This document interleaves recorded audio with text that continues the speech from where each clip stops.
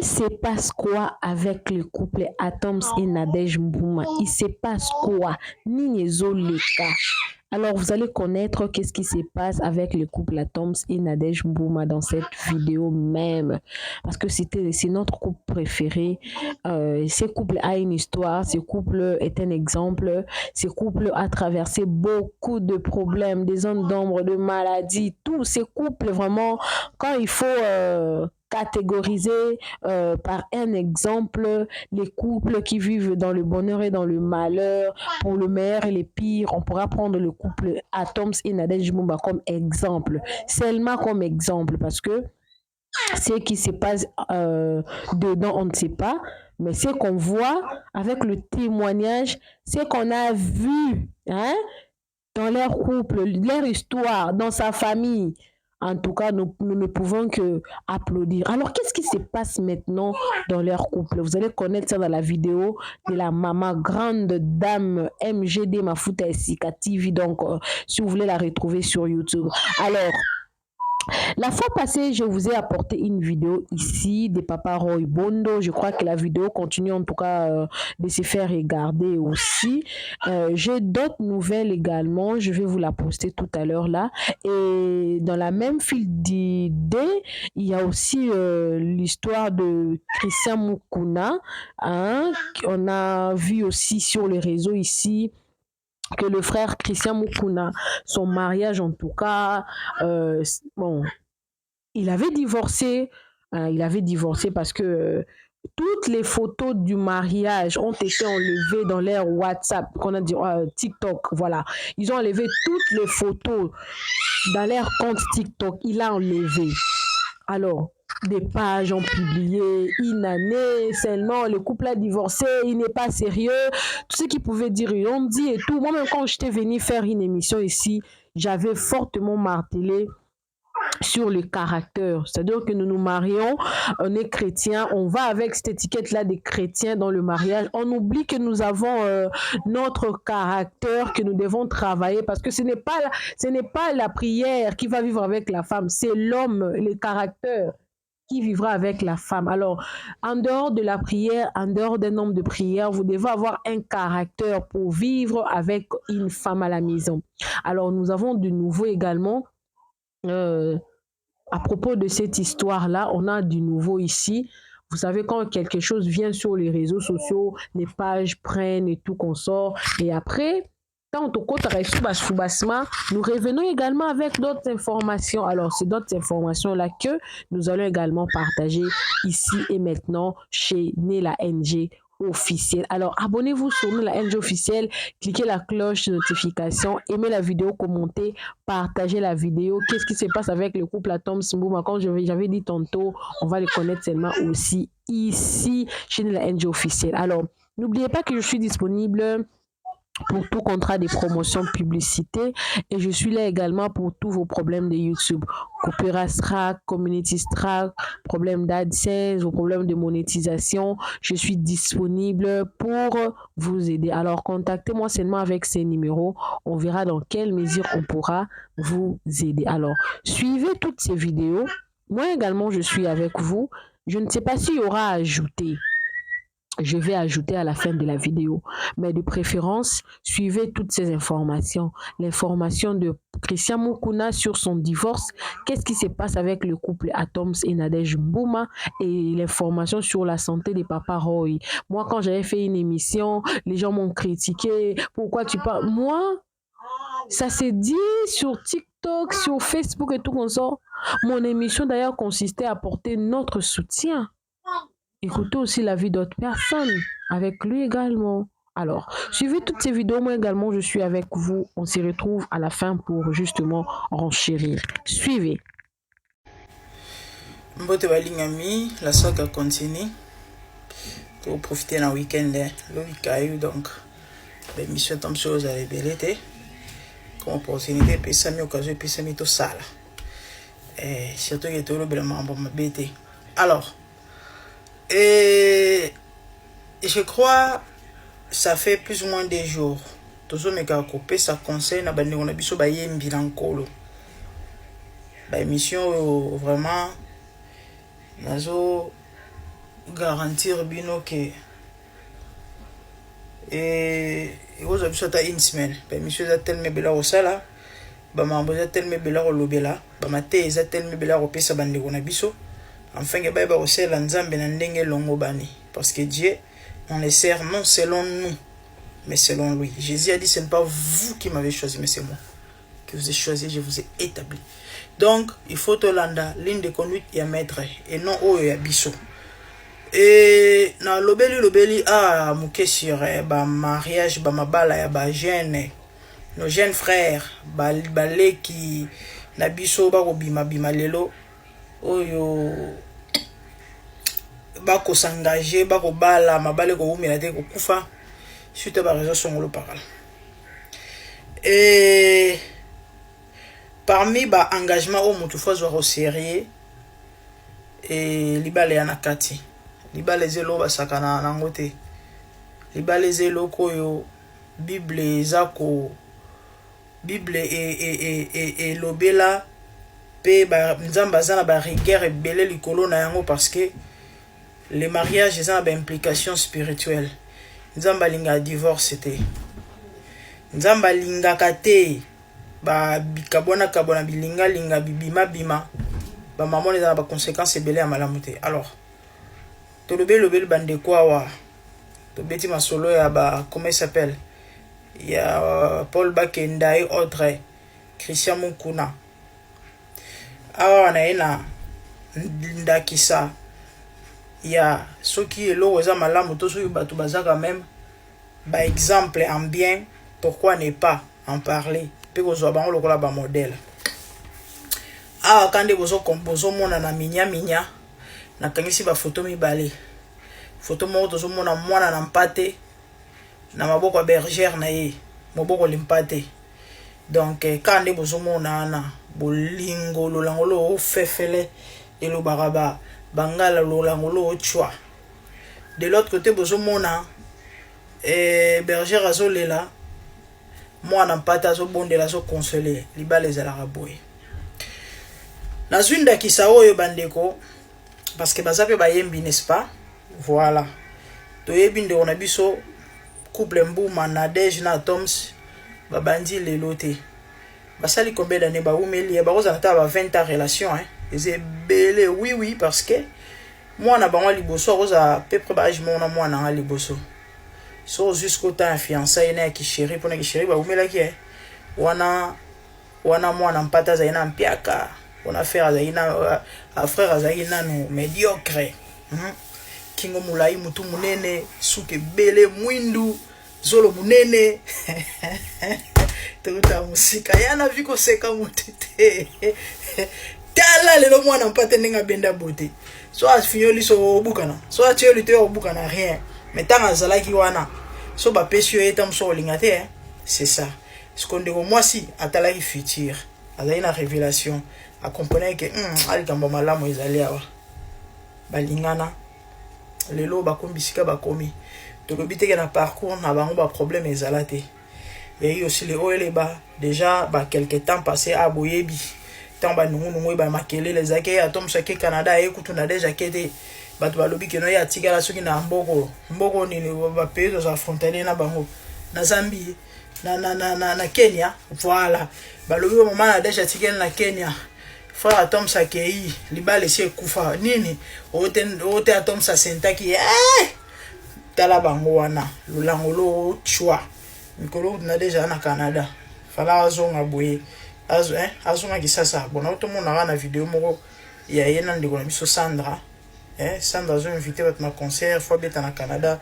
Bref, en passant la vie c'est ça bandeko ba ona baba ezanga ate mais soki bolingo eza ya solo bozala bo surmonter yango. Dans 1 Corinthiens, je crois, chapitre 13, la Bible nous dit, on parle de l'amour, le vrai amour bien sûr. L'amour pardonne. L'amour est Alukaka ne cherche pas son intérêt personnel, Aluka toujours intérêt et il y a intérêt commun. Et bolingo, la Bible le dit l'amour est soupçonné à ma bête. bolingo et salar mabete, bolingo et pardonaka, bolingo donc balobeli bolingo ya solo comment est-ce que et protégeaka pe lukara toujours malamu et non mabe. Là il y a le vrai amour mes frères et sœurs. À ta problème oya bo surmonter ango. Yesu aloba wa ochama loba na misala je crois na Matthieu 13 sur la bosanité.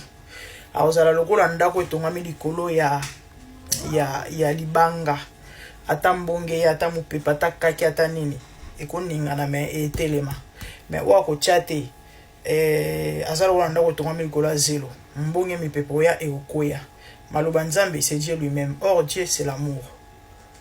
Na peut so comprendre. Voilà. Et na su exemple oyo atoms na Nadej balingana bazali na bilenge balingana na groupe na bango je crois et adoration et papa Alain Gaël place bano que ça va répétition na bango mon côté image mon tout mon côté banda ko l'accélérer lobby akoma o akomi lelo to bi parmi basali nzamba tomboli na mboka na biso to wanga na ngote ke atoms na kati nzamba sali ba bolombo ebele na ndinga longo chante akomi wa akomi soki docteur soki nini akomi l'église akomi kamba bato akomi lelo eza parcours et na parcours on a bandeko et un travail ça les meilleurs saranate pour comme bisiko akomi na auto expliquer mino passé na yeno za ina médiocre il y a une amie ndiko na une amie à moi et aza pe chantre aza chantre na Philadelphie na autant akombo na été mkomsu to sika bi alkanda to ta musika abeta na lisolo ya gelor comme frère Tom c'est la gelor abi gelor to no kangele ba mikate o ba benye na ba galette na ba sachet sur ba papier so zo kende classe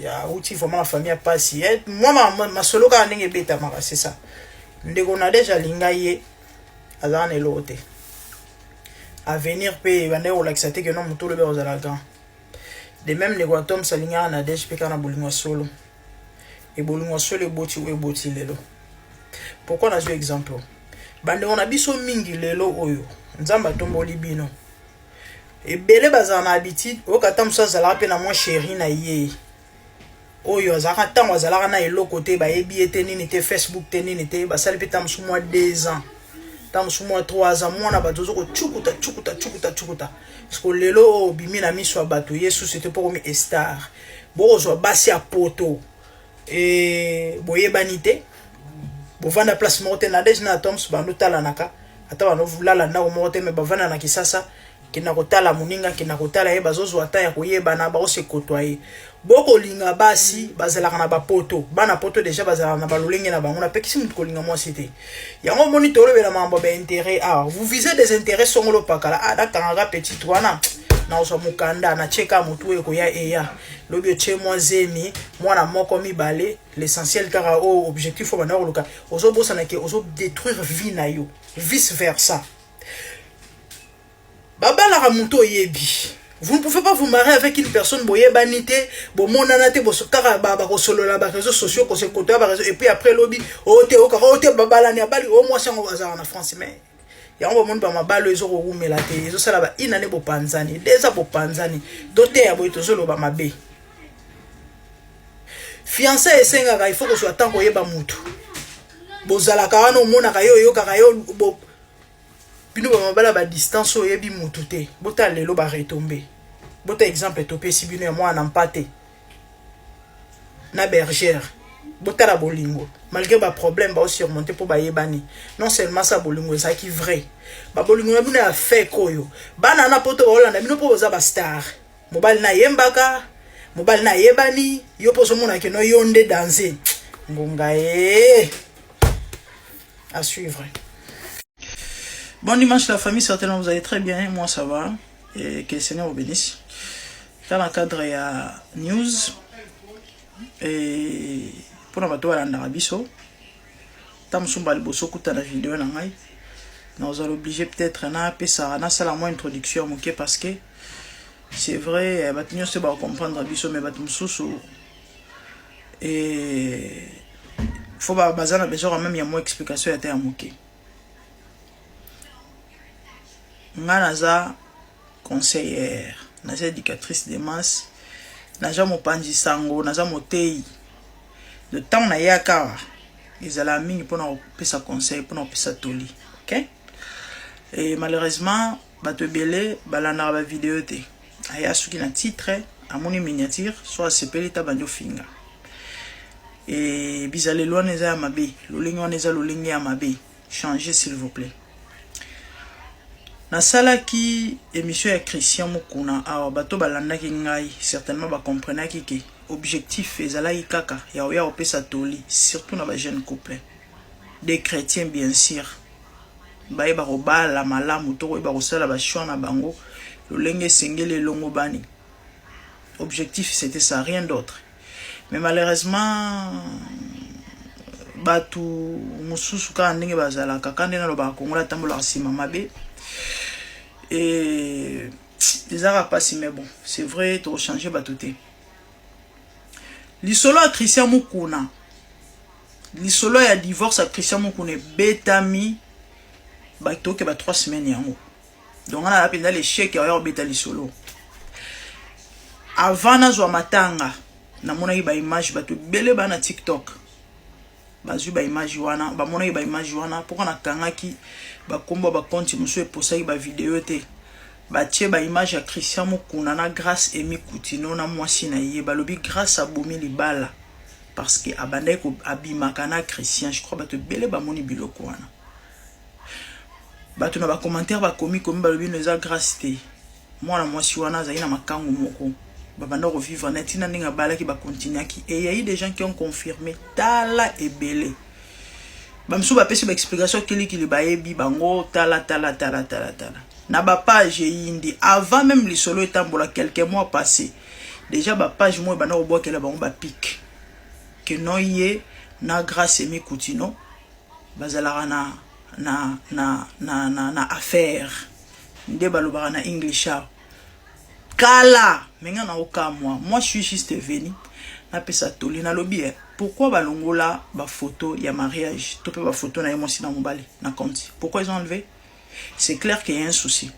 Il se pourrait peut-être autant sou bazana matata, to bazala matata, to bakaboni peut-être après baluka ba bongisa, je sais pas trop. Mais est-il que bazana ba problème.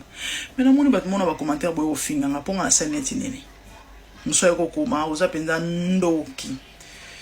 Christian Zande konangai moi moi komi Christian Zande konanga zali kinanga bati lelo bazana moi sina soki komona soki Christelle soki Arlette soki Charlotte na ebité ngana ega opesa toli parce que ça m'a envoyé so salema trop Paul Bakendali bale auto kufa après combien de mois so pe combien d'années même histoire soki inane so ba moye kutoni basali utata enate siko tote ate to lobate et a passé za mawa nazana intérêt te ya osepela na pasi ya moto ngana ya na pesa atoli ngana ya na teyaka ngana ya na pesa conseil wazala moto yoka ayoki wazala moto mo bomba bomine basango balobaka.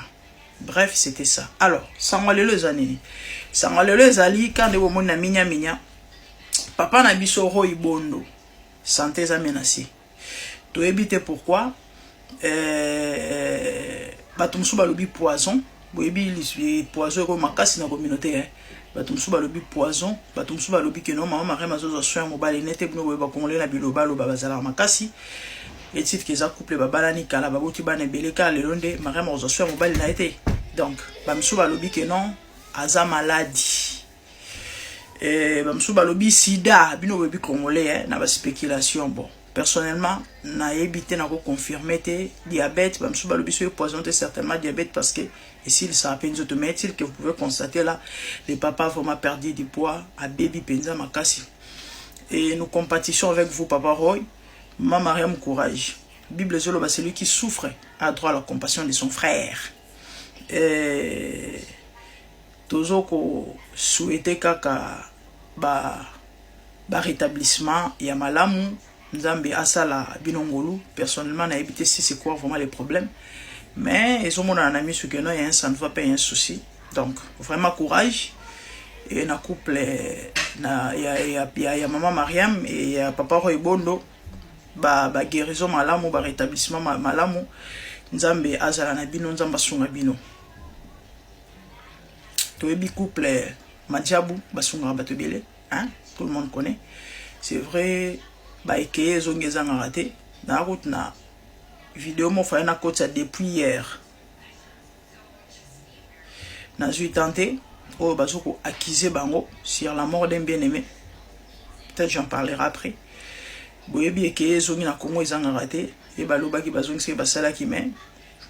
Toyebi ke na basango na ba masolo toyokaka ba sungara bato ebele, ba sungara bato ba pesa bato bambongo ba kabela bato ba mituka toyokaka. Et na olobaka na bandiko ba congolais tozalara des fois na motema wana ya ko compatissant na ba pasa baninga parce que mbile telaka partout nde balobaka likambo ekoyeli yo ekoyeli nga lelo kosekanga te parce que yo posa mutu wana maina makila oyebi lobi na ote. Avant na sa vidéo je parlais avec un homme de Dieu na solana mentor nanga a okende na hôpital soki wapi na Kinshasa wana soki kote nini akebimisa un collègue, un ami pasteur na hôpital tato asalaki accident soki ya moto soki ya nini abukani mukongo mobimba soki colonne vertébrale do balobi arobeta 1 an et demi ya kovanda kaka bando zalaka na chaise roulante do ya ndora kovanda a hotel mata osa mouvement ta osa le côté azaki en bonne santé azalaki bien ba mambo ekomaka ba mambo ekomela bato vie et amolai vie et mystique vie na ba réalité koseka mutu te o tango mutu ana pasi tika babiloba loba sur moni mutu na problème pour vivre vérité te. Des fois bato musu ba mona ngoza net le coup moins voilà bikomela mwanza bilobela ntumba ye pona mona on etikino ki danger azobosa na ki pa mutu likambo ekokomela ye problème ekokomela ye c'est pas bien c'est pas bon so mutu ana pasi te ba loba muke surtout so yebi vrai problème te à moins ko yeba likambo so yebi te loba muke kanga munoko compatir na pasi muninga s'il faut pesa conseil pesa s'il faut yo mo pote ya mateyama et non babilobela lobela bele eza malamu te eza vraiment malamu te. Voilà ça on a dit non on repêcher ngona parce que baza ba yebani so yebani en tout cas c'est pratiquement impossible za la inaperçu tant likambo zo le gana vi na yo mukile roganga mukile roloba siko elo pesinga maweza bazu vidéo mo ya le papa certainement il prêchait je sais pas il parlait de quoi batie sikoyo témoignage à mosel na nzambe moko abana opesa témoignage que maman na eu maladie malgré ba offrande apiaki malgré ba sacrifice à salaki malgré ba prière à kotaki mais maman na kufi kaka et aomi tuna pourquoi ma mère doit mourir pendant que na se sacrifier na ba offrande na ba prière na ba sikoyo bazui batie tata ba to roy bondo za kote ya sopa zo lo banini ninga si a perdre santé bah jusqu'au voice wana ba tiango donc pour montrer ou encore dire aux gens que non doit se faire ça congolais motema mabe mboko et a passé ça ma bandeko et conseil personnellement na zaina ya ngwana pona lo bala bandeko ke likambo et comme la mutu nyonso moi personnellement naza wana kaka po na te ya batu na conseiller c'est vrai c'est pratiquement impossible de plaire à tout le monde. Nebi ke bato bele ba sepela na mbunzo na ngate mine de rien. Bon, ezali choix na bino. Bozana ba raison na bino et normal. Na mukilo bato nyoso te ba kolinga yo. Et atape bato nyoso ba lingi yo te. Ba lingi yo bato ba lingi yo te il y aura quand même des gens ba kolinga yo. Bandiko bolinga ngai que Dieu vous bénisse. Et je vous aime moi aussi. Et na sambela pona bino nzamba pambola bino sa bino bola mo ebele. Bo continuer au sambela pona coach. Et vous se retrouverez dans la matière, vous se retrouverez dans le conseil, vous se retrouverez dans autre sala. Et vraiment, de bonnes choses à vous. Merci pour notre soutien, notre encouragement. Sinon, tout ça, on a tout dit va. Attends, mon qu'il est beau, tu dis va.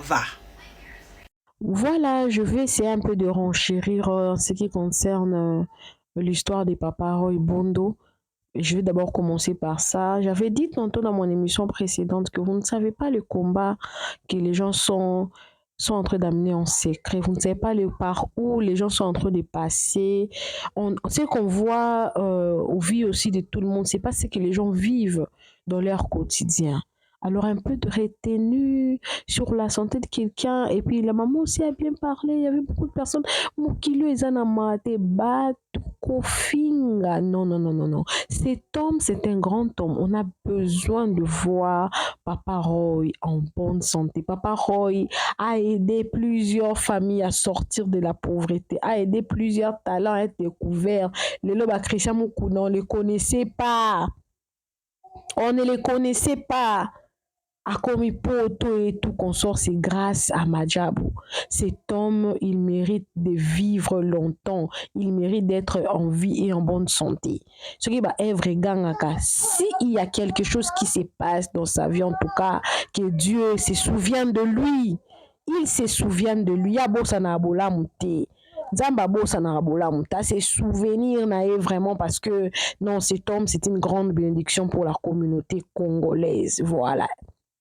Alors, pour Christian Moukoun également, vous avez écouté, pour le couple Atoms Moum également, vous avez écouté. Marions-nous bien simplement. S'il y a quelque chose que je peux ajouter là, marions-nous bien. Quand on dit marions-nous bien, moi je dirais seulement que travaillons sur notre propre caractère avant de s'engager à une autre personne que vous n'avez pas le même caractère. Voilà. Avant de vouloir être respecte. Travaille sur ton caractère avant de prendre l'enfant d'autrui. C'est très important. Aujourd'hui, on commence à prendre ces couples comme exemple. Mais si vous écoutez leurs témoignages, une fois j'ai suivi les pasteurs à Toms disant que Nadejana bozomona wana soka niati yo lingala. Donc, c'est-à-dire que le couple a compris comment le mariage marche, malgré que le mariage est ananimité, nanotisté, mais d'autres personnes ont compris comment éviter les querelles, quoi faire pour vivre en paix avec l'autre. Alors, c'est très important, hein, ce que maman grande dame a dit, marions-nous bien, c'est très très important.